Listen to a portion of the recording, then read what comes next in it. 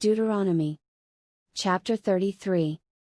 And this is the blessing, wherewith Moses the man of God blessed the children of Israel before his death. And he said, The Lord came from Sinai, and rose up from Seir unto them, he shined forth from Mount Paran, and he came with 10,000s of saints, from his right hand went a fiery law for them. Yea, he loved the people, all his saints are in thy hand, and they sat down at thy feet, every one shall receive of thy words. Moses commanded us a law, even the inheritance of the congregation of Jacob. And he was king in Yeshurun, when the heads of the people and the tribes of Israel were gathered together. Let Reuben live, and not die, and let not his men be few. And this is the blessing of Judah, and he said, Hear, Lord, the voice of Judah, and bring him unto his people, let his hands be sufficient for him, and be thou an help to him from his enemies. And of Levi he said, Let thy Thummim and thy Urim be with thy Holy One, whom thou didst prove at Massah, and with whom thou didst strive at the waters of Meribah. Who said unto his father and to his mother, I have not seen him, neither did he acknowledge his brethren, nor knew his own children, for they have observed thy word, and kept thy covenant. They shall teach Jacob thy judgments, and Israel thy law, they shall put incense before thee, and whole burnt sacrifice upon thine altar. Bless, Lord, his substance, and accept the work of his hands, smite through the loins of them that rise against him, and of them that hate him, that they rise not again. And of Benjamin he said, The beloved of the Lord shall dwell in safety by him, and the Lord shall cover him all the day long, and he shall dwell between his shoulders.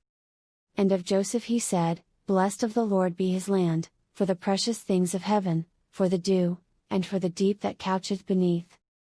And for the precious fruits brought forth by the sun, and for the precious things put forth by the moon. And for the chief things of the ancient mountains, and for the precious things of the lasting hills. And for the precious things of the earth and fullness thereof, and for the good will of him that dwelt in the bush, let the blessing come upon the head of Joseph, and upon the top of the head of him that was separated from his brethren. His glory is like the firstling of his bullock, and his horns are like the horns of unicorns, with them he shall push the people together to the ends of the earth, and they are the 10,000s of Ephraim, and they are the thousands of Manasseh. And of Zebulun he said, Rejoice, Zebulun, in thy going out, and, Issachar, in thy tents.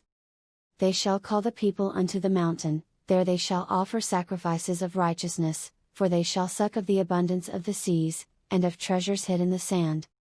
And of Gad he said, Blessed be he that enlargeth Gad, he dwelleth as a lion, and teareth the arm with the crown of the head. And he provided the first part for himself, because there, in a portion of the lawgiver, was he seated, and he came with the heads of the people, he executed the justice of the Lord, and his judgments with Israel. And of Dan he said, Dan is a lion's whelp, he shall leap from Bashan. And of Naphtali he said, O Naphtali, satisfied with favor, and full with the blessing of the Lord, possess thou the west and the south.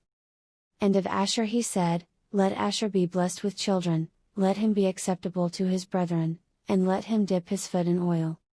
Thy shoes shall be iron and brass, and as thy days, so shall thy strength be.